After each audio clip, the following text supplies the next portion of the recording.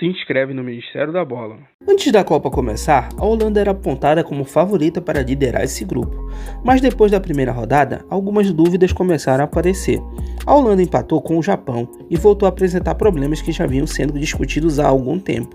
É uma seleção que cria, é uma seleção que chega, mas também é uma seleção que desperdiça muitas oportunidades. E quando você não mata o jogo, o adversário continua vivo. Foi exatamente isso que aconteceu na estreia. E existe uma questão que começa a preocupar o torcedor holandês: o ataque. Malen ganhou a vaga de titular depois de uma grande temporada pela Roma. Tirou o lugar de Memphis Depay, mas até agora ainda não conseguiu mostrar na seleção o mesmo futebol que mostrou no clube. E cada oportunidade desperdiçada aumenta a pressão, porque no banco está Memphis, um dos maiores artilheiros da história da Holanda, esperando sua chance. Enquanto isso, os outros jogadores começam a aparecer. Gakpo apareceu, Summerville apareceu, inclusive vive uma história curiosa. Nunca havia sido convocado para a seleção principal e recebeu sua primeira convocação justamente para a Copa do Mundo e já respondeu com um gol.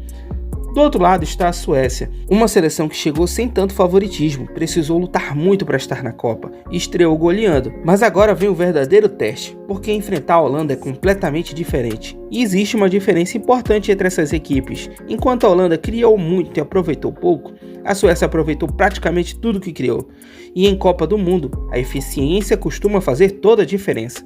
Isaac marcou, Gyökeres marcou, e chegam cheios de confiança para esse confronto. Mas o que torna esse jogo ainda mais importante é a situação do grupo. Se a Holanda vencer, volta a assumir o controle da própria caminhada, mas se tropeçar novamente, as dúvidas vão aumentar, a pressão vai aumentar e o favoritismo que existia antes da Copa começa a ficar cada vez mais distante.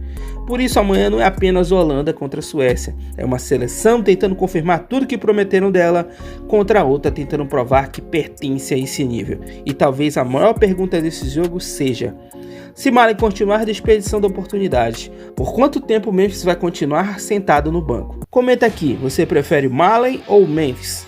E se inscreve no Mistério da Bola, porque aqui o principal debate é o futebol.